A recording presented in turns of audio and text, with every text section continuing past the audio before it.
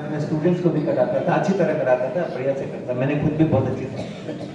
एक प्यारी सी कहानी याद आई है। यहाँ भी होता ही होगा, हमारे यहाँ होता था कि कोई बहुत ही प्रतिभावान जो विद्यार्थी कोई हुआ करता था, टॉप वॉक करता था अपनी यूनिवर्सिटी में, तो उसकी जो नोटबुक होती थी, वो नोटबुक आगे के विद्यार्थियों में, फिर उसके आगे के विद्यार्थियों में, उसके आगे के विद्यार्थियों में फलाने की लिखा हुआ है, वो चलता रहता था। तो जो प्रैक्टिकल होते थे बीएससी में, तो बीएससी में प्रैक्टिकल होने के बाद उसमें प्रैक्टिकल की कॉपी में पूरा डिटेल्स लिखा जाता है, और सारे डेटा, सारा ग्राफ वगैरह लग करके वो बनती है और वो जमा होती है। तो वो भी किसी हमारे मेधावी सीनियर छात्र ने कई साल पहले, 8-10 साल पहले कभी बनाई होगी। वो उसके बाद के स्टूडेंट से होती होती, मेरे समय भी वही चल रही थी लोगों के बीच में। और चूंकि एक कॉपी इतने समय में तो खराब ही हो जाएगी, तो फिर जिस तरह उसकी दूसरे लोग उसको नकल करके और पूरी फिर से उसको जीवित अवस्था में रखते हैं, तो वैसा कई सारे वर्जन्स थे। नाम नहीं करता, मान लो रामेश्वर प्रसाद नाम है, रामेश्वर प्रसाद जी की लिखी हुई कॉपी है, लेकिन वो हैंडराइटिंग किसकी है पता नहीं, वो उसके 8-10 वर्जन्स थे, लेकिन सब वहीं से ओरिजिनेट हुए थे, वहीं से कॉपी वॉपी हो करके वो चलती आ रही। तो सबकी तरह हमने भी वही काम किया।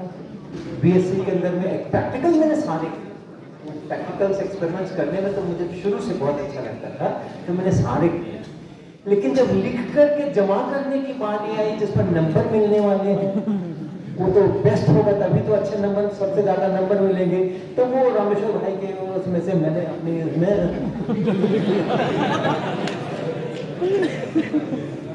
सारा डेटा ग्राफ वगैरह जो था, वो मैंने भी अपने इसके अंदर में छाप दिया और हमने जमा कर दी वहाँ पर। और आप जानते हैं प्रोफेसर्स को कहाँ टाइम होता है डिटेल पढ़ने का, उन्होंने ऐसा ऐसा किया होगा और दस्तखत कर दिया, वेरीफाई कर दिया, मेरे उसके लिए तैयार हो गए, एग्जामिनेशन के लिए हमारे नोट तैयार हो गए। जब इम्तहान हुआ हमारा थ्योरी का इम्तहान बीएससी में, तो थ्योरी के पेपर्स पहले हुए और प्रैक्टिकल्स के इम्तहान बाद में होने वाले थे, और बीच में 15 दिन का गैप था।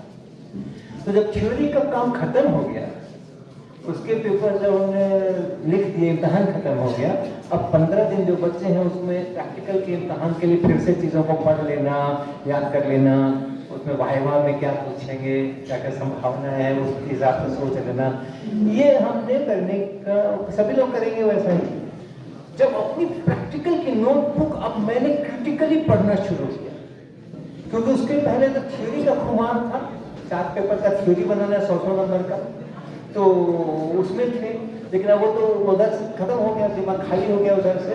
तो अब इसको क्रिटिकली पढ़ना जब मैंने शुरू किया प्रैक्टिकल के इम्तहान के लिए, अपने को तैयार करने के लिए, तब मैंने देखा कि इसके तो सारे डेटा जो है, उसमें से बहुत सारे डेटा बिल्कुल गलत है, हो नहीं सकता है। वो डेसिमल कहीं लगाना होगा, लिखने वाले, उतारने वाले ने कहीं और लगा दिया होगा, तो उटपटांग डेटा थे, उटपटांग डेटा, बहुत सारे उटपटांग डेटा थे। तुम क्या है, ऐसा कैसे हो गया? मेरी कॉपी प्रोफेसर का साइन किया हुआ है, ठीक है, लेकिन उसके अंदर में एक गलत कैसे है? तो मैंने उस 15 दिन के अंदर, भैया उस 15 दिन के अंदर में मैं कॉलेज गया, मैंने लेबोरेटरी इंचार्ज को रिक्वेस्ट की, प्रोफेसर से परमिशन मांगा कि मुझको ये सारे एक्सपेरिमेंट्स दोबारा रिवाइज करने के लिए, मुझे ये सारे एक्सपेरिमेंट्स करने की इजाजत दीजिए, क्योंकि परीक्षा है तो मुझे रिवाइज करना, क्योंकि मैंने जो डेटा लिए थे, चूंकि हमने उसका इस्तेमाल नहीं किया तो उसको प्रिजर्व भी नहीं किया, वो कहीं फेंक दिए गए। हमने एक्सपेरिमेंट बहुत अच्छे से किए थे, डेटा बहुत अच्छे से लिए थे, एनालिसिस बहुत अच्छे से की थी, लेकिन अंतिम जिसको जमा करना है वह अपने डेटा नहीं यूज करके, वो मेधावी जो हमारे पूर्वज उनका डेटा मैंने यूज कर लिया था, अपना वाला कहीं फेंक दिया था। तो हमने उस समय में उनको प्रोफेसर को कहा कि सर मुझे रिवीजन करना है, तो मुझको सारे एक्सपेरिमेंट्स करने की इजाजत दीजिए। उन्होंने दे दी। दिन भर लैब में रह करके मैंने सारे एक्सपेरिमेंट्स फिर से किए और सारे डेटा फिर मैंने नोट किए और फिर उन डेटा के आधार के ऊपर पूरी प्रैक्टिकल बुक मैंने फिर से लिखी। और तो उन्होंने कहा क्यों इतने कराए, पहले नहीं कराए थे तुमने? मैंने कहा नहीं सर वो कॉपी खराब हो गई, दोबारा लिखी है, इस पर कर दीजिए। तो उन्होंने उस पर भी कर दिया और वो कॉपी फिर मैंने जमा की। तो चैलेंजेस लेना, समझौते नहीं करना, क्वालिटी के साथ समझौता नहीं करना। आई एम द बेस्ट, ये दिमाग में रखना, आई एम द बेस्ट।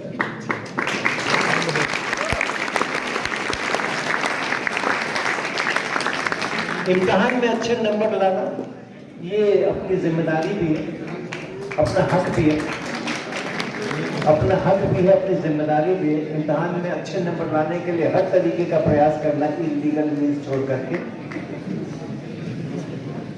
लेकिन क्वालिटी के साथ समझौता नहीं करना, लर्निंग के साथ समझौता नहीं करना। हमारी लर्निंग परफेक्ट होनी चाहिए, हमारा सीखना परफेक्ट होना चाहिए, वहां समझौता नहीं होगा। ये इसमें से आपने तो इसलिए ये एक्सपेरिमेंट्स का जो आपने कहा था ना, ये जो हमने एक्सपेरिमेंट्स किए और उसके आधार पर उसमें से प्रश्न बनाना, ये विधा हमने 2001 के बाद से सीखी और उसमें हमने काफी काम किया और अभी भी कर रहे हैं।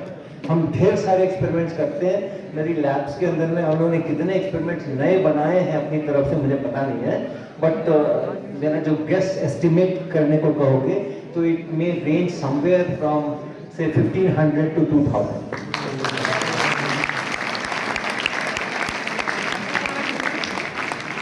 और उनके आधार पर सवाल बनाना, न्यूमेरिकल प्रॉब्लम्स बनाना, ये सब अब हम कर रहे हैं, उस समय नहीं कर रहे। और कुछ करने का कोई था नहीं, इंटरनेट नहीं था, गूगल नहीं था। मेरे पास केवल 2 या 3 किताबें थी, रीजनिंग टेक्नोलॉजी के तो थी ही, उसके अलावा 2 या 3 और किताबें थी, इतनी। लेकिन न्यूमेरिकल प्रॉब्लम्स उसमें कैसे आए हैं कॉन्सेप्ट